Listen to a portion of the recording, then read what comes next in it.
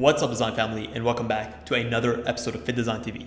So glad to have you back on the channel.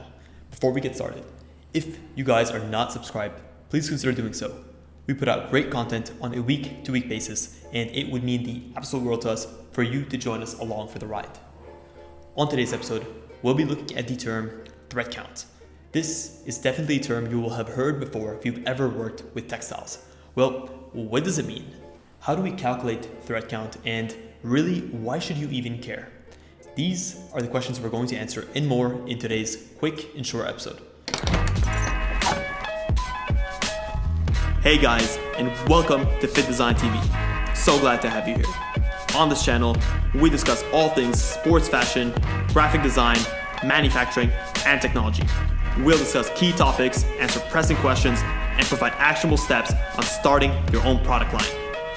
If you're interested in any of the above topics, stick around. You're in for a good one.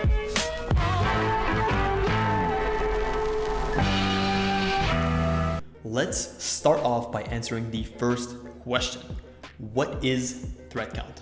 Well, before we answer that quickly, we need to understand what a thread actually is. A thread, as we all know it, is a string of two or more tightly twisted yarns, and this is what forms a thread. The thread is what forms the basis of any textile that you see on the market, whether it's knitted or it's woven. In short, the thread count is the number of these threads per square inch of a specific fabric. So now that we know what the thread count actually is, what the definition of this is, how do we calculate thread count? Well, it's actually based on an extremely simple formula. We essentially have to take the number of weft threads and the number of warp threads per square inch of a fabric and add them together. The weft threads are the threads going left to right, aka horizontally, and the warp threads go up and down or vertically. So let's just say in a specific woven fabric, we have 108 warp threads per that square inch and 56 weft threads per that square inch.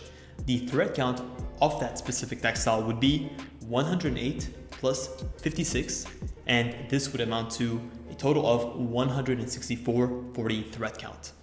So then the question remains, why should you even care about the thread count? What are the real world implications of thread count? The answer is actually extremely simple. The thread count of any given fabric directly impacts the quality and performance of said fabric. So let's look at fabrics that have threads with large diameter sizes. These threads in a fabric will take up much more space, and therefore the thread count will be lower. And whereas fibers that have less diameter will be able to take up less space and allow us to pack more per square inch. So this is what constitutes in a higher thread count. Generally, fabrics that have higher thread counts are going to be much thinner, softer, and are going to be of higher quality and durability in the long run. Let's look at some real-world applications of thread counts.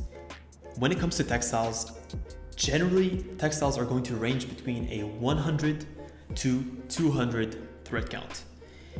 Anything over 140 thread count is going to be considered a higher thread count textile. And generally these are going to be a lot thinner and smoother to the touch.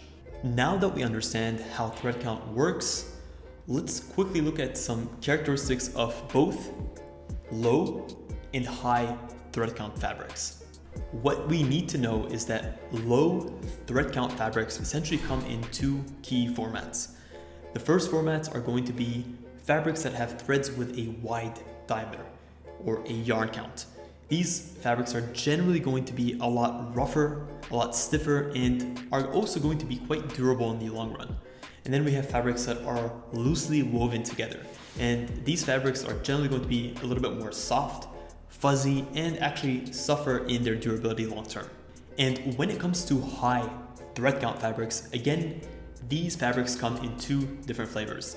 The first one is going to be fabrics that employ threads with a fine diameter. So these are generally fabrics that are going to be a lot less durable because of how fine and thin the threads are, but they're also going to be quite smooth and they're going to drape quite beautifully.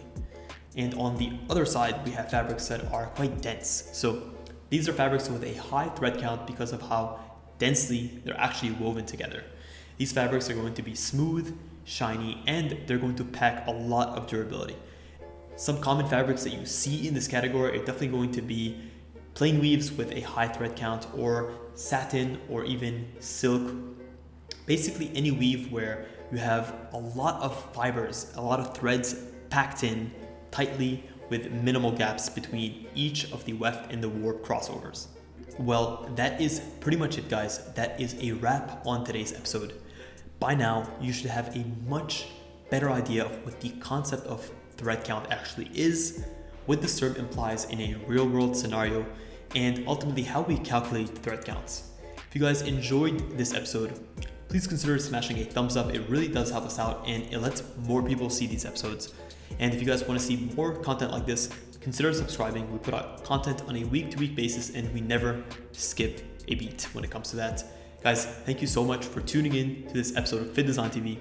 Until next week's episode, stay awesome.